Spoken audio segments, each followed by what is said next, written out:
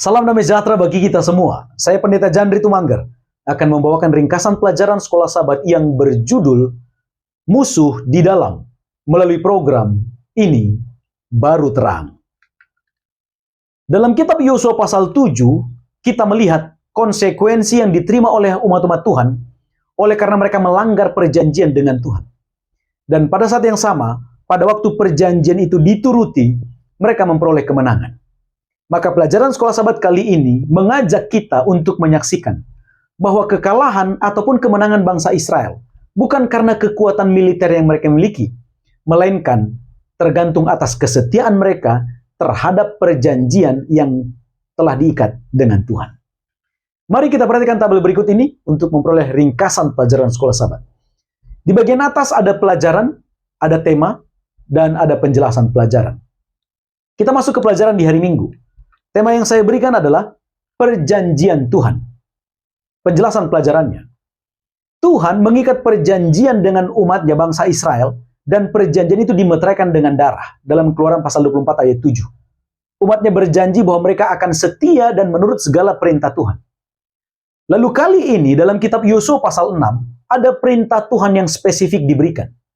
Bahwasanya mereka tidak boleh mengambil barang-barang dari Yeriko yang mereka kalahkan, baik barang yang dikhususkan untuk dibinasakan, dimusnahkan, atau barang yang dikhususkan untuk rumah Tuhan.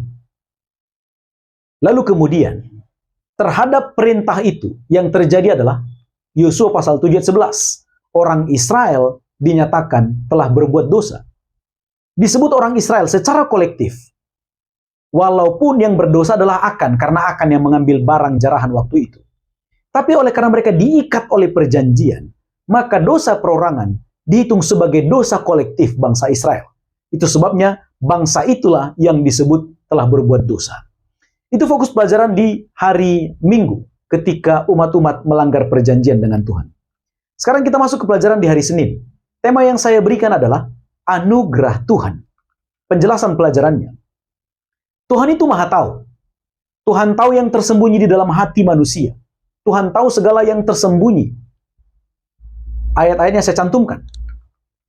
Akan tetapi Tuhan tidak hanya Maha Tahu, Tuhan juga Maha Kasih. Tuhan tahu bahwasanya Akanlah yang berdosa di antara bangsa Israel. Akan yang berdosa, Tuhan tahu itu. Akan tetapi Tuhan juga Maha Kasih terhadap Akan. Tuhan beri kesempatan kepada Akan untuk mengaku perbuatannya. Pertanyaannya, kesempatannya kapan? Kesempatan yang diberikan Tuhan itu adalah ketika diadakan pemeriksaan, mulai dari suku, kemudian memeriksa kaum atau klan, kemudian memeriksa keluarga, dan kemudian memeriksa pribadi-pribadi. Itu sebetulnya adalah bentuk anugerah atau kesempatan yang Tuhan berikan bagi Akan untuk mengakui perbuatannya. Akan tetapi tampaknya Akan merasa bahwa dia tidak akan diketahui kesalahannya. Sampai pada akhirnya, secara simbolis, jari itu menunjuk kepada Akan secara pribadi. Lalu dia mengakui kesalahannya. Dan kita tahu akibat yang terjadi, Akan dibinasakan bersama dengan keluarganya. Sesungguhnya Tuhan memiliki anugerah, tapi Akan tidak memanfaatkannya. Itulah fokus pelajaran di hari Senin. Sekarang kita masuk ke pelajaran di hari Selasa. Tema yang saya berikan adalah keadilan Tuhan. Dosa Akan tampaknya mirip dengan Hawa, yaitu ketamakan. Apa yang mereka lihat kemudian mereka tertarik dan itu diambil, hendak dimiliki. Padahal itu adalah sesuatu yang dilarang oleh Tuhan. Maka apa yang dilakukan oleh Akan seperti yang dilakukan oleh Hawa juga. Ini adalah dosa bahwasanya mereka meragukan atau mencurigai Tuhan, sedang menyembunyikan sesuatu yang baik dari mereka dan tidak ingin memberikan apa yang mereka pandang baik bagi diri mereka sendiri. Dan solusi atas pelanggaran ini sebetulnya adalah mereka mengaku atau akan mengaku, kemudian bertobat, dan dia akan diampuni. Contohnya saja Rahab. Rahab itu adalah bagian dari orang yang akan dibinasakan. Dia tidak termasuk dari umat perjanjian Tuhan. Tetapi Rahab itu memilih untuk percaya dan bertobat, kemudian dia diselamatkan. Bukan hanya dia, bersama keluarganya. Berbeda dengan tokoh yang bernama Akan. Dia adalah bagian dari umat perjanjian. Dia dari suku Yehuda. harusnya dia juga adalah orang yang diselamatkan oleh Tuhan. Namun, akan memilih untuk memberontak. Akhirnya, dia tidak memperoleh keselamatan, yang dia peroleh adalah kebinasaan bersama dengan keluarganya. Jadi Tuhan itu adil. Tuhan akan memberikan keselamatan bagi mereka yang memilih untuk setia, dan pada saat yang sama, Tuhan akan memberikan kebinasaan bagi mereka yang memilih untuk tidak setia. Itu fokus pelajaran di hari Selasa. Sekarang kita masuk ke hari Rabu. Tema yang saya berikan adalah kuasa Tuhan. Penjelasan pelajarannya. Bangsa Israel pernah mengalami kekalahan terhadap bangsa Ai.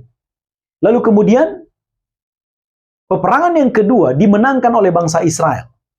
Kekalahan pertama oleh karena dosa yang dilakukan oleh Akan menjadi dosa bersama. Akan tetapi kekalahan yang pernah dialami, Tuhan ubah menjadi kemenangan. Kali ini bangsa itu menang. Bukan karena kekuatan strategi perang mereka, tetapi karena strategi Tuhan.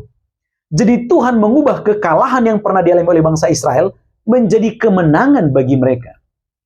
Maka ini harus dimengerti dengan baik. Tuhanlah sumber kemenangan bangsa Israel. Tuhan yang melakukan bagian itu. Akan tetapi umat-umatnya juga memiliki bagian yang harus mereka lakukan.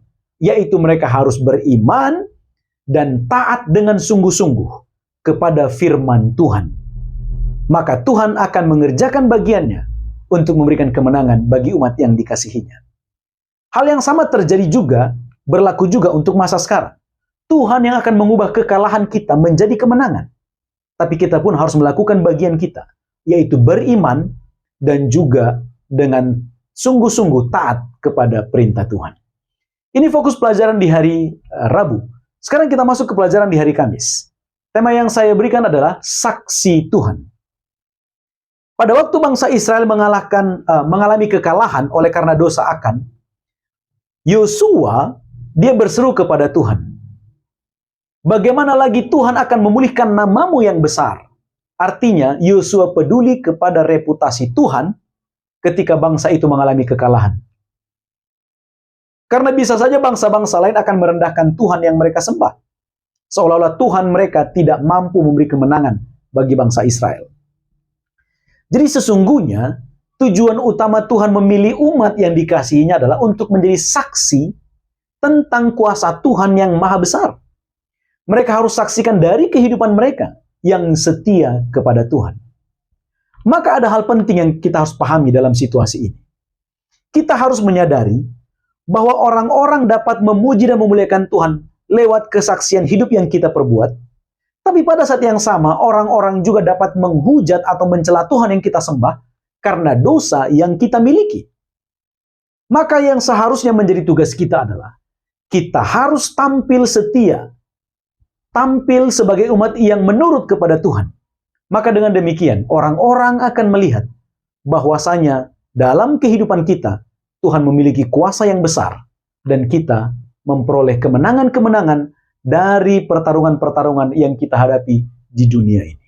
Sebagai kesimpulannya, dari kisah Akan sampai kemenangan bangsa Israel terhadap kota Ai, kita melihat bahwasanya setiap pilihan atau setiap langkah hidup yang kita ambil di hadapan Tuhan itu membawa konsekuensi, bukan hanya bagi diri pribadi, tapi juga bagi komunitas iman. Dosa sekecil apapun, ketika itu disembunyikan atau tidak diakui, maka itu akan menjauhkan kita dari kuasa Tuhan.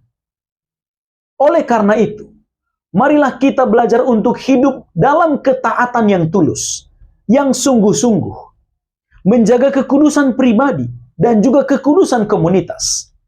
Karena seringkali musuh terberat kita bukan mereka yang menyerang dari luar, akan tetapi musuh terberat kita adalah sesuatu yang menyerang dari dalam diri kita, dari antara umat-umat Tuhan, yaitu pemberontakan dan ketidaksetiaan kepada Tuhan. Ini baru terang.